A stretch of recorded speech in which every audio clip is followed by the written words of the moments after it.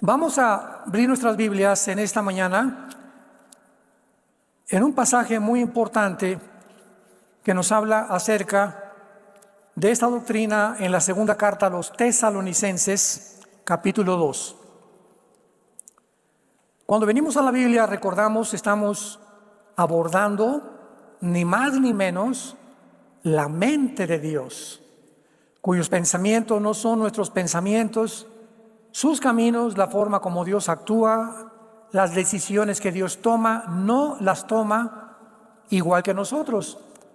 Entonces la mente humana choca al venir a la Biblia con muchas cosas que están pasando, y muchos de ahí tienen un arma supuestamente o un escudo para justificar, por ejemplo, el ateísmo. Una persona atea, de una mente limitada, una mente oscura ante el mundo espiritual que le rodea, y él deduce, de acuerdo a lo que sus 5 sentidos le alcanzan a percibir, que Dios no puede existir porque hay guerras, porque hay niños que se mueren, porque hay tsunamis, porque hay sufrimiento.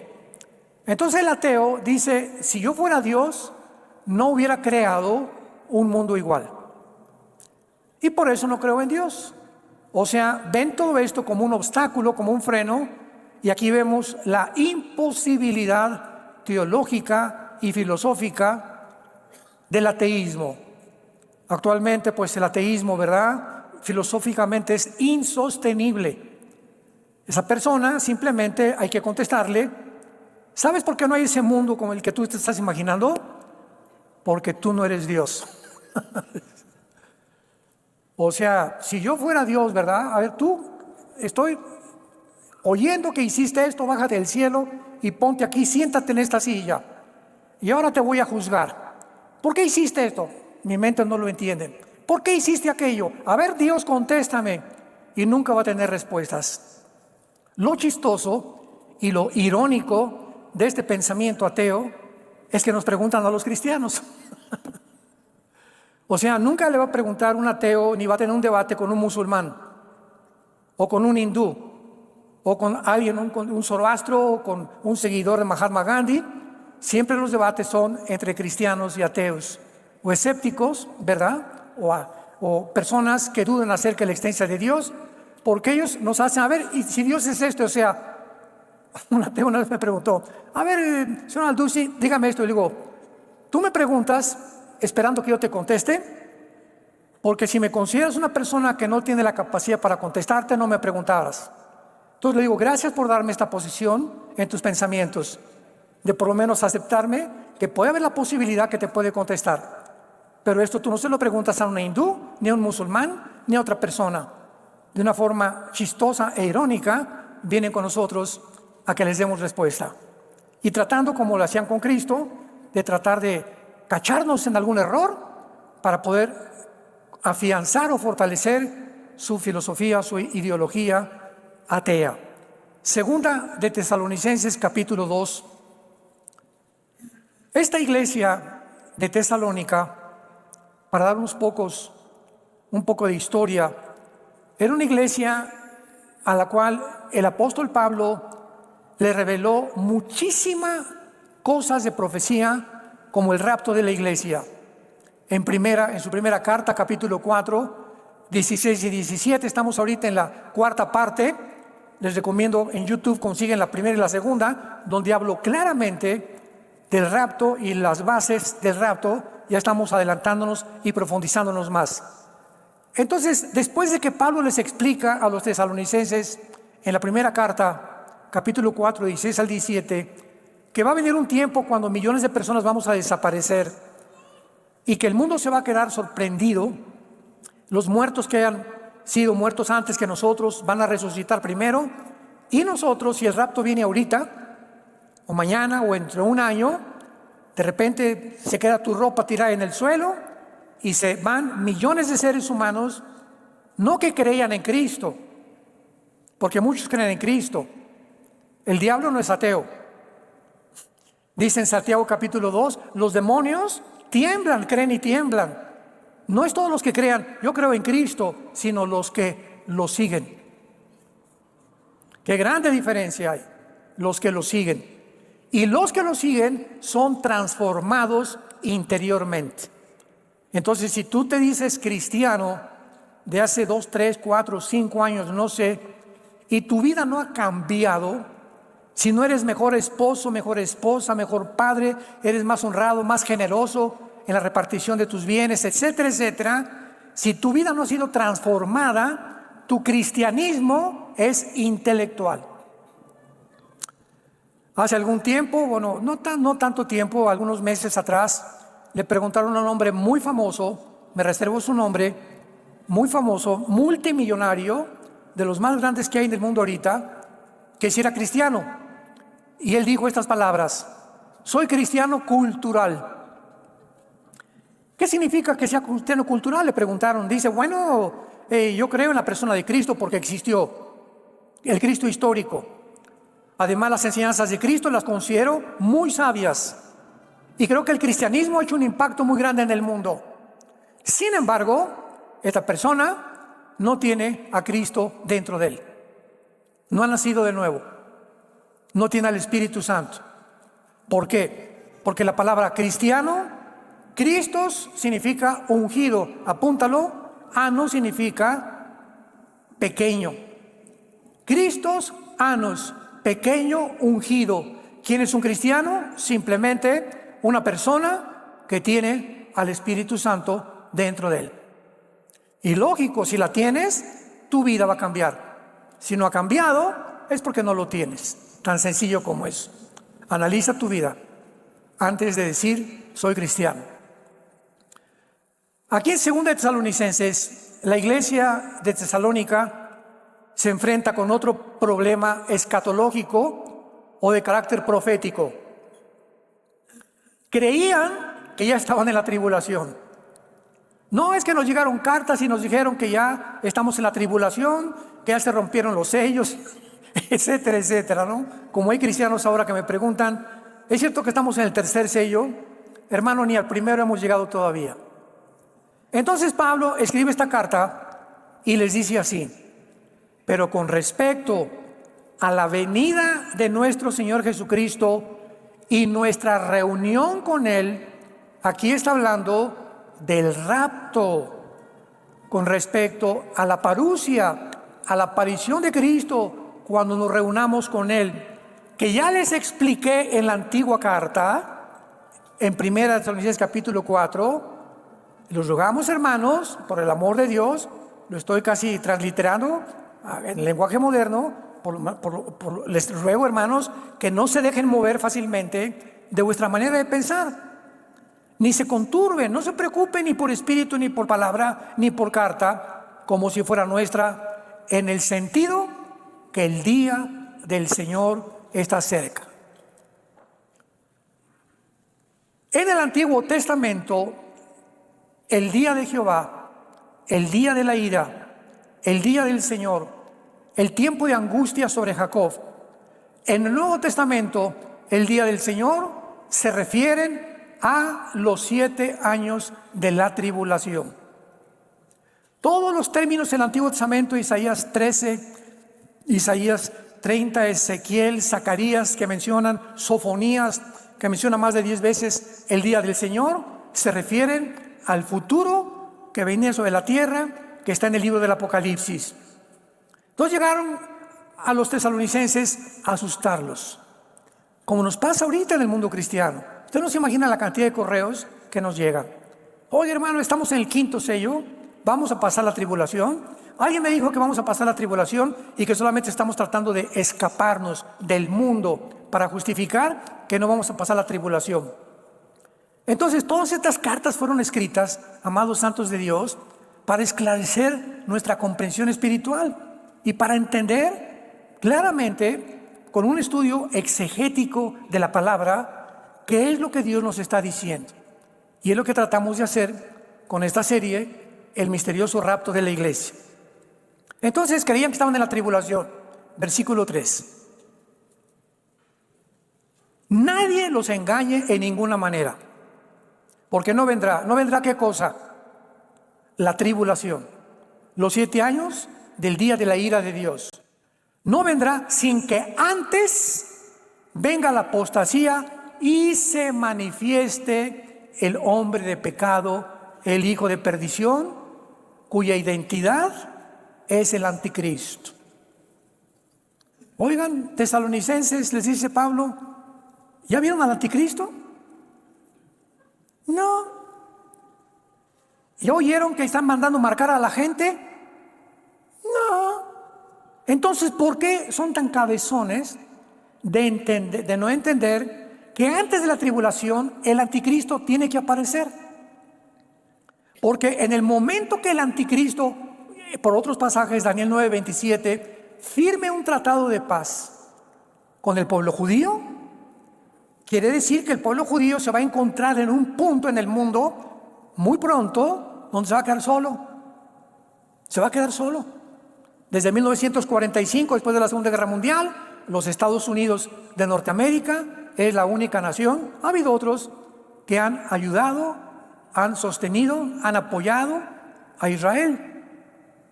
Pero algo pasó ya con esta última administración del presidente Biden, que ya se están retirando poco a poquito y van a quedarse solos bíblicamente. Y cuando se queden solos bíblicamente, va a aumentar la presión contra ellos y entonces va a haber una guerra. Esta guerra es inevitable. Antes de la tribulación va a haber varias guerras que vamos a ver nosotros. Ahorita ya está incendiado el Medio Oriente. Ayer ya comenzaron a bombardear Israel desde el Líbano, el grupo Hezbolá. Israel está contestando y ya se unió Corea del Norte. Rusia mandó miles de soldados ya a Irán, a Yemen, a Irak, a Siria, para apoyar al grupo terrorista de Hezbolá y de Hamas. Entonces ahorita Israel se está viendo como nunca se está sintiendo encarcelado.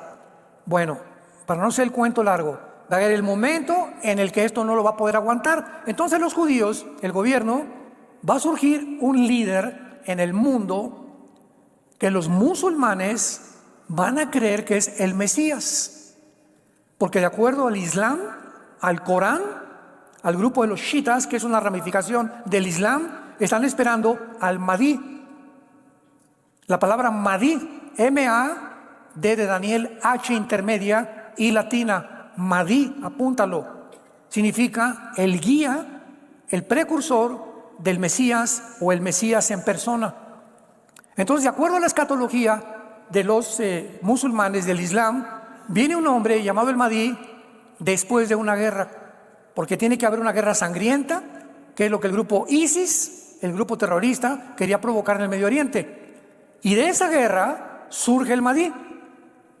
Y entonces la persona con la que los judíos se sienten en la mesa a poder tratar de que esa persona les garantice, síganme con cuidado, esa persona va a tener un poder tan grande que les va a garantizar a los judíos y les va a decir, les firmo la garantía que en 7 años nadie los va a tocar. ¿Quién podrá ser esa persona?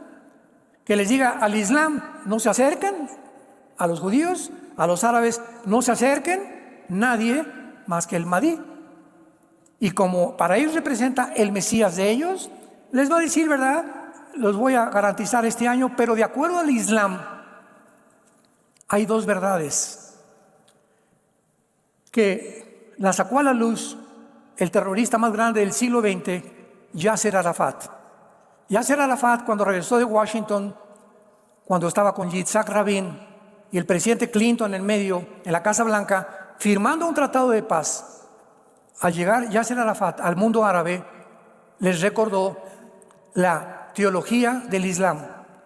Al occidente les decimos algo, pero les decimos la mentira y la verdad la tenemos nosotros.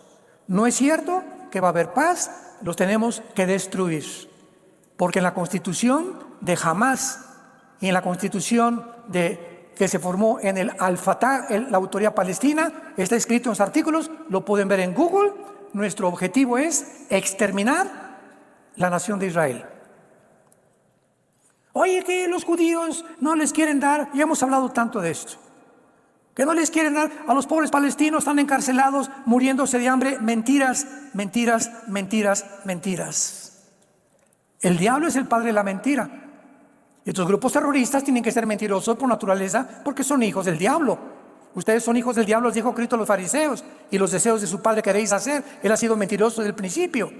Cuando vemos la realidad, tienen millones de asistencia, de carne, de comida, de provisiones ahí, y el problema está en que es el grupo terrorista, jamás el que ha jurado destruir a Israel. Entonces, ¿cómo puede Israel? Por el amor de Dios. Decirles, vénganse a nuestra tierra, hagan un estado aquí junto a mi jardín y vamos como vecinos a vivir en paz. Cuando tú has prometido que me quieres matar, compadre, ¿cómo quieres vivir junto a mi casa si me quieres matar? Inconcebible. Y ahí está la hipocresía de las naciones. Votamos por 2 estados dentro de Israel. ¿A poco los gobernantes no saben que si esto es una imposibilidad, que va a llegar a la destrucción final, a la guerra, a la tercera guerra mundial? Pero así lo hacen para cubrir tantas mentiras y tanta hipocresía que hay en el mundo de la política. Nadie los engañe, no vendrá sin que antes venga el anticristo. Versículo 4. El cual se opone y se levanta contra todo lo que se llama Dios o es objeto de culto, tanto que se sienta en el templo de Dios como Dios, haciéndose pasar por Dios.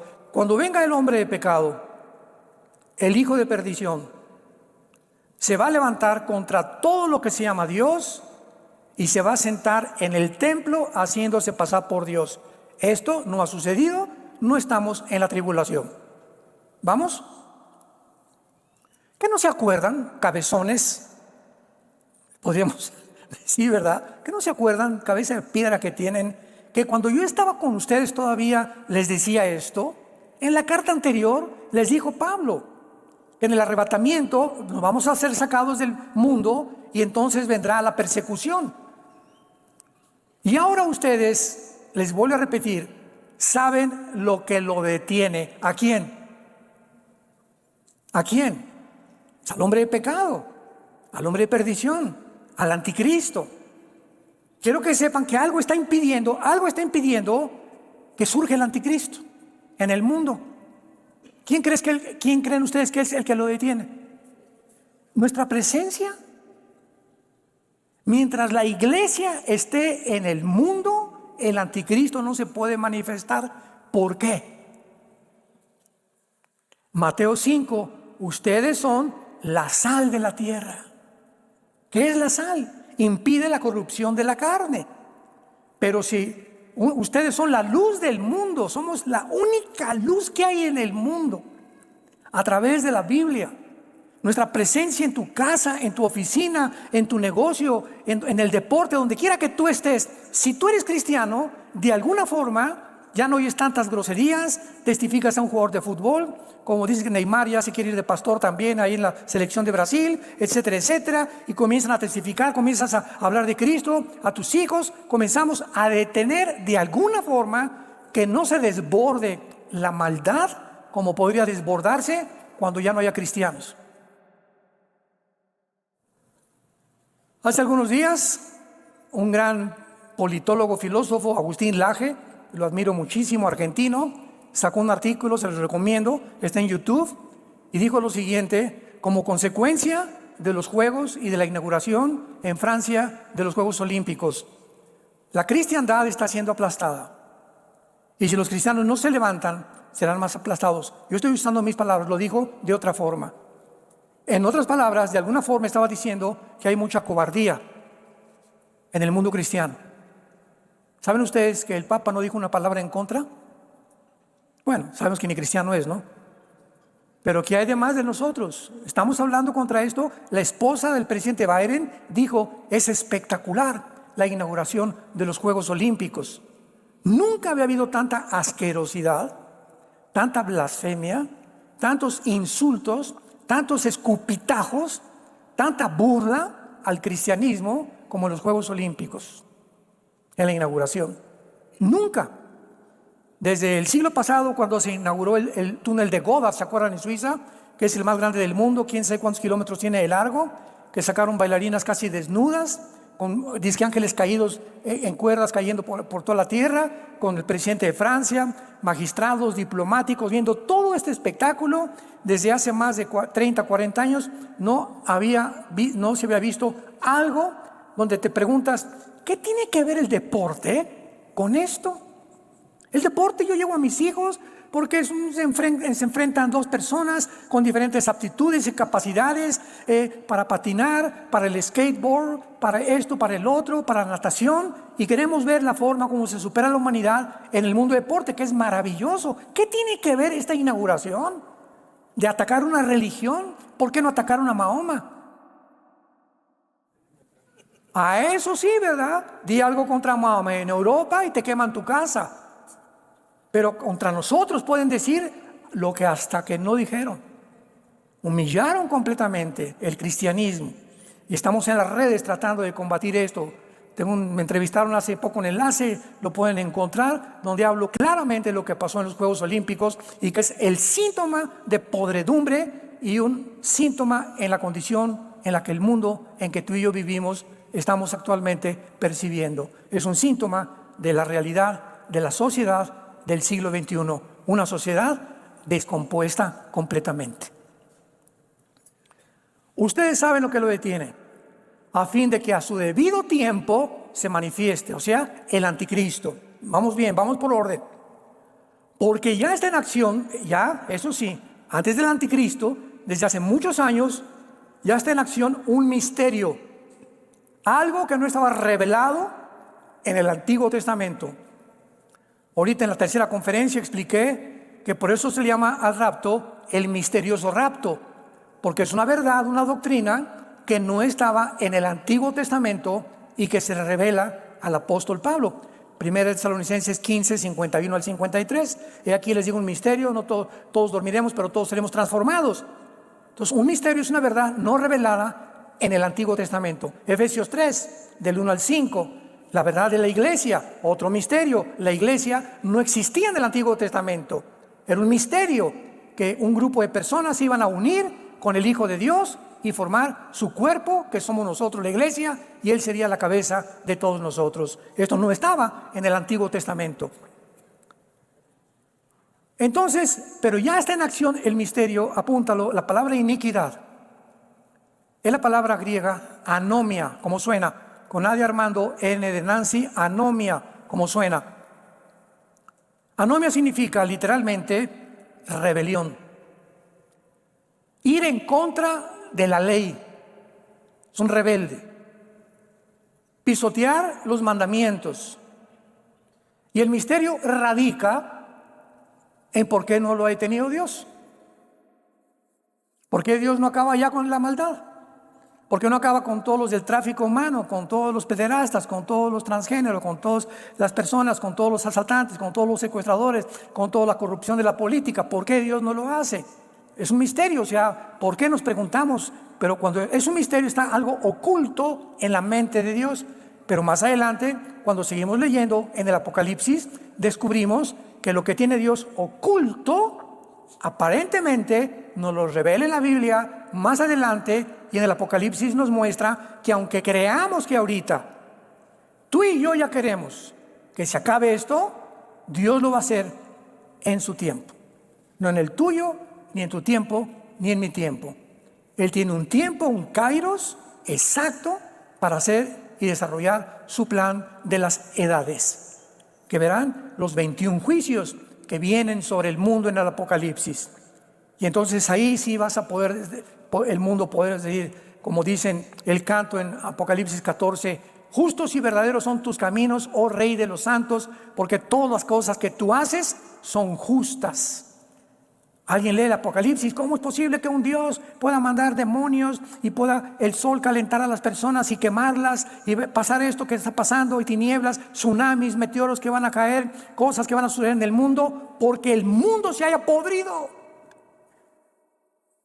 Por eso se tiene que detener esto tarde o temprano, para que después de esta limpieza pasemos a regresar al mundo nosotros con Jesucristo en su segunda venida y volver a repoblar el mundo, que fue lo que hizo Noé después del diluvio. Génesis capítulo 9. Llegó Noé con sus 3 hijos, sus 3 nueras, a repoblar el mundo. Tuvo Dios que sepultar al mundo antiguo porque la genética de los seres humanos se había contaminado. Los ángeles caídos habían penetrado dentro de los genes del ser humano, alterado la genética y habían producido quimeras, habían producido cyborgs o cyborgs, habían producido híbridos, donde eran mezcla de ángeles con mujeres. Y el resultado fue hombres de 4 metros de estatura, con 12 dedos en las manos y 12 dedos en los pies, que resultaron ser los famosos Nefilim de Génesis capítulo 6, que se dedicaron a perseguir, a impedir que Israel entrara a la tierra de Canaán. Entonces Dios tenía que borrar toda la generación, y a los únicos que se encontró limpios en esa generación fueron a 8 personas: Noé, sus 3 hijos, su esposa de Noé y sus 3 nueras. Entonces Dios tuvo que barrer completamente el mundo. En Sodoma y Gomorra hasta los niños eran homosexuales. Génesis 19, hasta los niños, los jóvenes, los de media edad y los viejitos bateaban con la izquierda. Y encontró Dios justo a Job, lo vamos a ver mucho más adelante, y hasta que no lo sacó de Sodoma, hasta que Noé no estuvo en el arca, Dios nunca juzga a su pueblo con el mundo. Vamos a ver todas estas pruebas de quién es el carácter de Dios. Ya no es doctrinal, es el carácter de Dios. Y el carácter de Dios está desplegado en las Sagradas Escrituras. Él no juzga nunca. Cuando Faraón mandó las 10 plagas, al pueblo mandó a la tierra de Gosén. Y mientras en Egipto las ranas y los piojos y el río Nilo convertido en sangre, los judíos tenían comida, no había muertos, el primogénito murió de los egipcios, todas las casas cubiertas con la sangre. Éxodo 12, no podía entrar el diablo para matarlos. Siempre Dios pone a un lado su pueblo cuando va a juzgar al mundo entero. Y así lo va a hacer en el tiempo de la tribulación. No vamos a estar aquí. ¿Te quieres quedar? Quédate. Hay un misterio en el mundo que se llama el misterio de la iniquidad. Pero dice solo que hay alguien quien al presente lo está deteniendo hasta que él, a su vez, sea quitado de en medio. Entonces, ahorita hay un misterio, hay un espíritu de rebelión muy grande. Hijos contra padres, mujeres contra esposos, esposos tratando a las mujeres como si fueran su sirvienta o como si fueran un objeto, tómala y déjala. Los ciudadanos contra el gobierno contra los ciudadanos, los ricos contra los pobres, los ateos contra los cristianos, los judíos contra los árabes contra los judíos. Hay un movimiento extenso en el mundo actualmente de unos contra otros.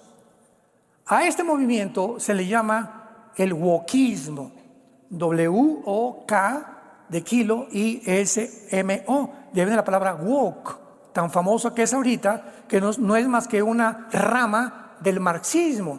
Es una victimización de los oprimidos, que dicen tenemos que rebelarnos contra todo, nadie nos hace caso, hay injusticias, hay esto, vámonos. Es un misterio actualmente en el mundo, que ahora llaman wokeismo, lo bautizaron con esa palabra, pero no es más que una victimización total de las gentes amargadas, rencorosas, desajustadas en la vida, que no pudieron avanzar, que no pudieron triunfar, que las cosas no les salieron como les salieron, y comienzan a ver a los que triunfaron, a los que van adelante como sus enemigos, y hay un odio y hay un rencor, creyendo que pasó en la Revolución Francesa, pasó con la Revolución de Lenin, pasó con la Revolución de Mao, pasó con la Revolución de Saddam Hussein, con la Revolución de José Stalin. En todo el siglo XX vemos la revolución del proletariado contra la burguesía, porque Carlos Marx dijo es que si los proletariados, los oprimidos, los wokistas del siglo XXI toman el poder y se sientan en el trono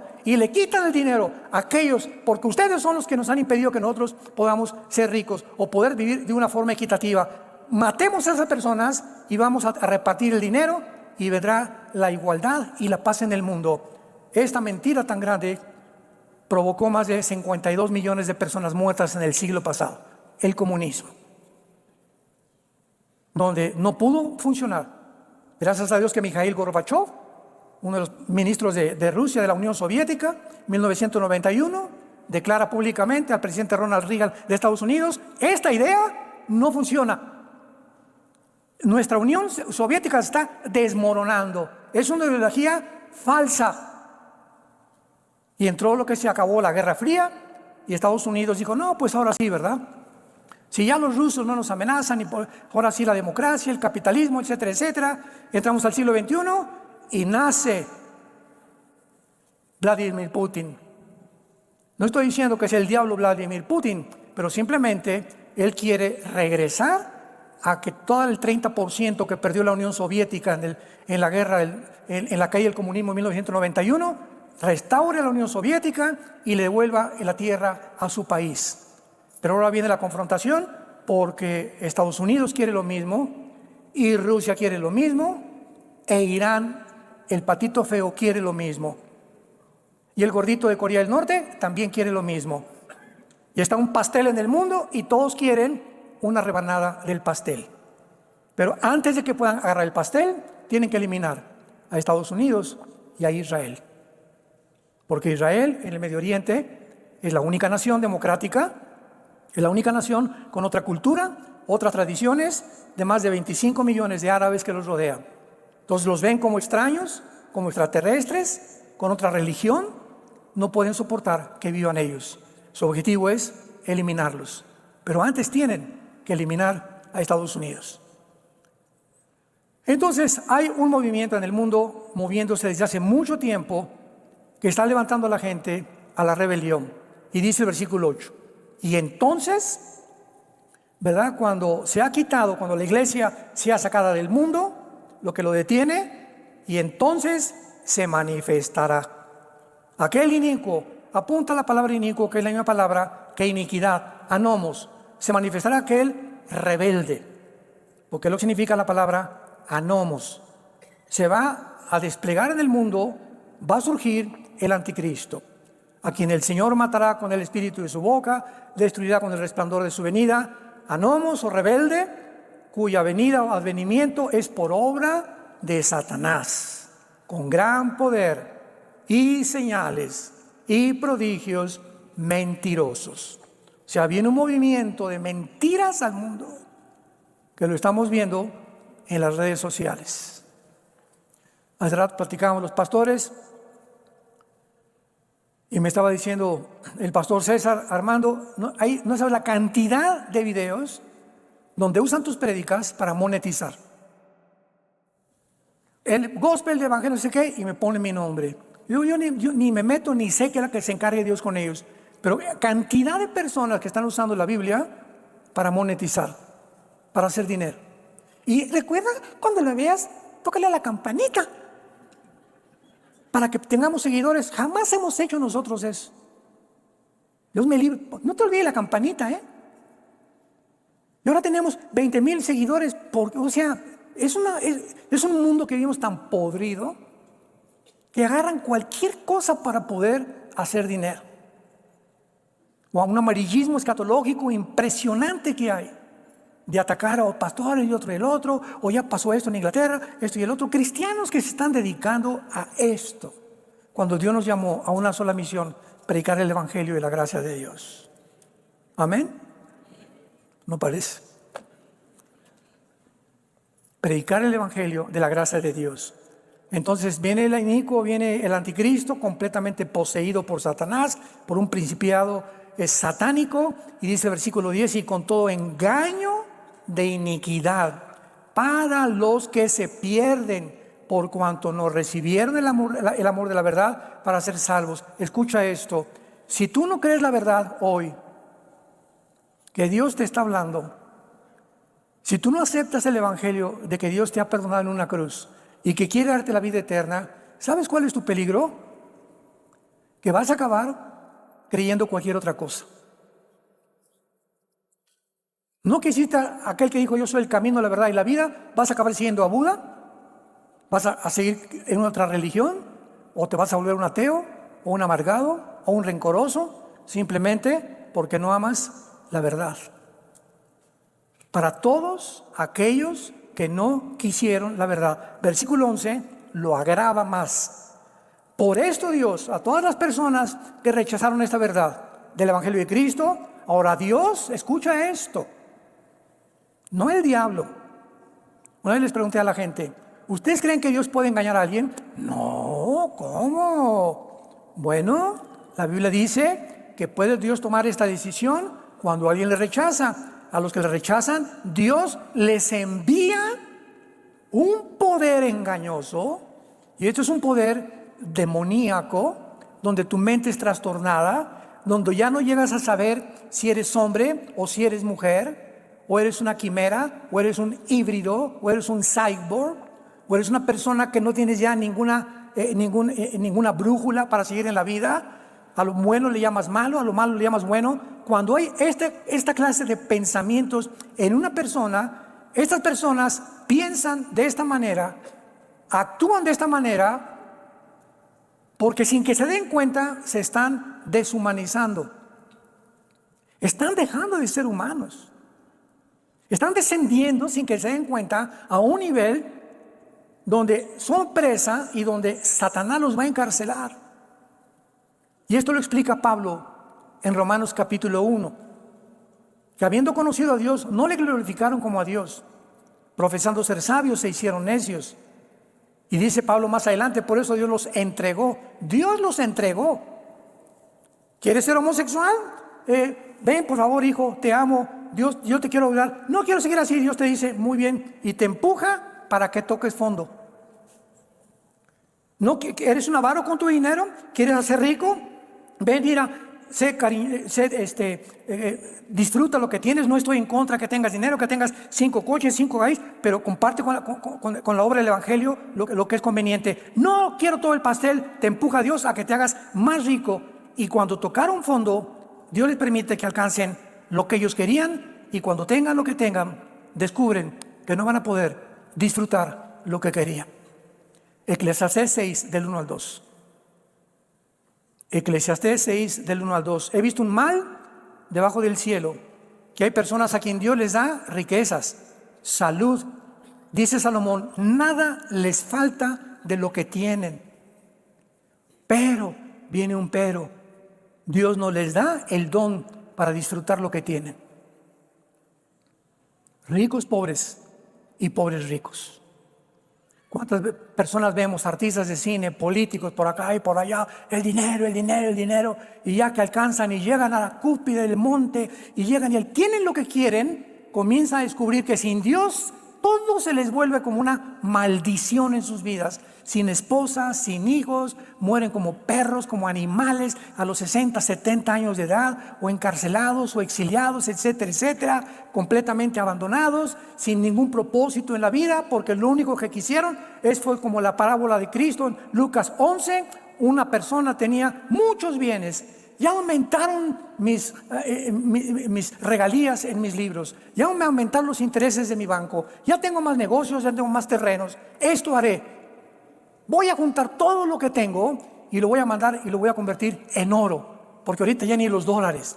Y cuando tenga todo esto convertido en oro, le diré a mi alma, alma mía, ahora sí me voy a mi hamaca, porque ya tengo la garantía de vivir en paz. Y dice Jesús, y oyó una voz esa noche, esa misma noche, que le dijo, eres un necio, porque esta noche vienen a pedir tu alma. ¿A quiénes creen Cristo que les dijo, vienen por ti? Los demonios. Viene un grupo de personas, de entidades espirituales, a pedir tu alma. ¿Y lo que has guardado?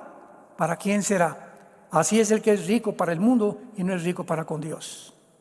Cuidaos de la avaricia, dice Jesucristo, porque teniendo sustento y abrigo, estemos contentos con eso. Este es el peligro en el que el mundo va a aumentar mientras se acerca el final. Avaros, 2 de Timoteo 3:1, amadores de sí mismos. Se aman a sí mismos, no les importa nada ni nadie. Yo, mi negocio, mi casa, acaban hasta crucificando a la mamá que los trajo al mundo. Acaban con su familia, acaban con todo, con tal de subirme al trono y obtener lo que yo quiero. Ok, dice Dios, vas a tener una mente reprobada, que ya no va a discernir el bien y el mal, y se vuelven deshumanizados. Y estamos en un mundo ahorita, en el siglo XXI, deshumanizado. Ha llegado el mundo a un punto, ahí está el botón de muestra en los Juegos Olímpicos, donde ya no saben qué es bueno y qué es malo. ¿Saben lo que contestó el Comité Olímpico? ¿Por qué les han llegado críticas, gracias a Dios? Contestaron y dijeron, es que nosotros, escuchen esto, vean además la mente reprobada, es que creíamos que la gente iba a comprender el arte de Da Vinci. ¿De veras contestaron esto? Es que esto es arte. Creímos que la gente lo iba a admirar, como la esposa del presidente Biden, que dijo, es espectacular, por el amor de Dios. O sea, ¿cómo es posible que hayan contestado eso, no? En lugar de arrepentirse, pedir perdón, etcétera, no lo volvemos a hacer. Jesucito mío, mi dulce compañía, Virgen del Socorro, ayúdame. ¿Con cuánta descaro y cuánta honestidad? Cuando me preguntaron en el programa hace 4 días en Enlace, les contesté y les dije, es que ese es el mundo que vivimos. Son personas que ya no distinguen.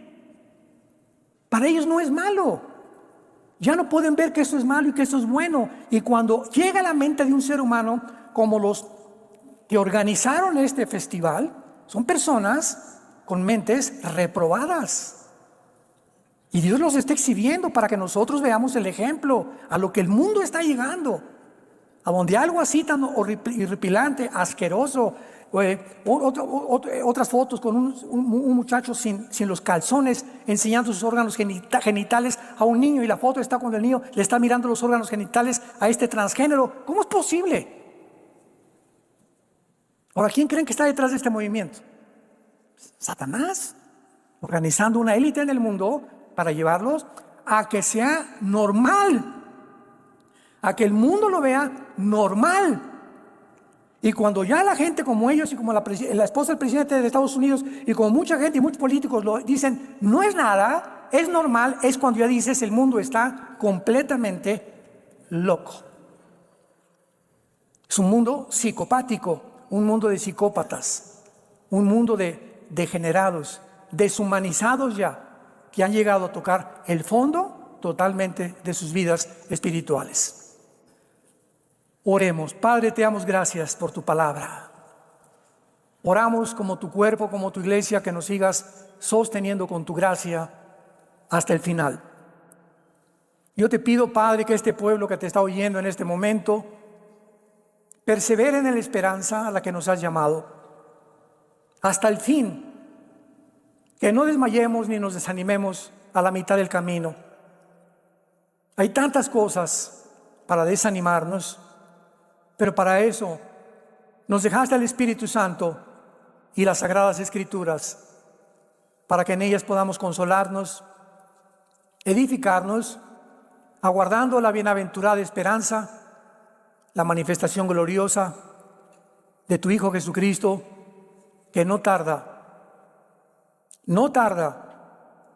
en venir por nosotros, sacarnos de este mundo que percibimos ya completamente descompuesto, y entonces este mundo descompuesto lamentará al final de no haber oído la verdad ni la luz. Ellos mismos se consideraron dioses que no te necesitaban, nunca pensaron en guardar ningún mandamiento por la soberbia de sus corazones. Guárdanos, Padre, que podamos continuar siendo la luz, comenzando en nuestra casa, con nuestros familiares, nuestros hijos, nuestros vecinos, que puedan percibir que somos diferentes de una generación perversa y maligna que cada día se destruye más y más. Ahora invita a Cristo en esta tarde. Ustedes que nos ven por la televisión, este es el momento de tu decisión.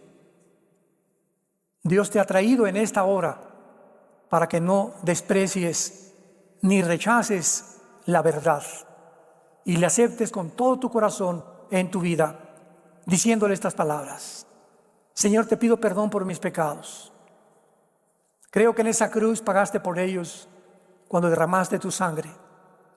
A los 3 días resucitaste de los muertos, y por ello te pido, Señor Jesús, que entres en este instante a mi corazón como mi Señor y mi Salvador. Gracias por la vida eterna. y gracias por darme la salvación. En el nombre de Jesús. Amén. Amén y amén. Qué libro tan maravilloso, ¿verdad? Qué libro tan maravilloso. Gracias a Dios por este libro. Ama este libro, medítalo, léelo, estúdialo, detente en las palabras, piensa en ellas. No lo leas como lees cualquier libro, detente en partes, en porciones, en versículos que te saltan y que te llaman la atención, y piensa en ellos, medita en ellos, híncate. Señor, acabo de leer que tú eres el camino, la verdad y la vida. Oh Dios, qué radical fuiste, Jesús. Te consideras que no hay nadie más que tú eres la única verdad. No eres una verdad, eres la verdad. Tú eres el camino. Y comienzas a pensar y a desmenuzar la Biblia, y el Espíritu Santo te va a ayudar a que esas palabras te hagan partícipe de la naturaleza divina de Dios. Y esta Biblia que tú tienes guardada, hay un poder de iniquidad que va a tratar, no sé, amigos tuyos o parientes, familiares, que van a tratar de hacer esto, de sacarnos de nuestra vida la palabra de Dios. Tú eres el objetivo, y yo también, de que esto no lo leamos, lo estudiemos ni lo meditemos. Y cuando alguien trata de sacar la palabra de Dios y convencerte con las mentiras de Satanás, comienza sin que te des cuenta a abandonar el camino. Si eres cristiano, pau, pau, pau. Porque Dios al que ama, pau, pau, pau, lo disciplina y azota que ha recibido por hijo. Pero si tú has abandonado el camino, y ya pasaron 6 meses y pasó 1 año y no te ha pasado nada, es porque no eres hijo de Dios. No eres hija de Dios. Porque aunque sea de la oreja, los que somos hijos de Dios, nos mete al corral otra vez.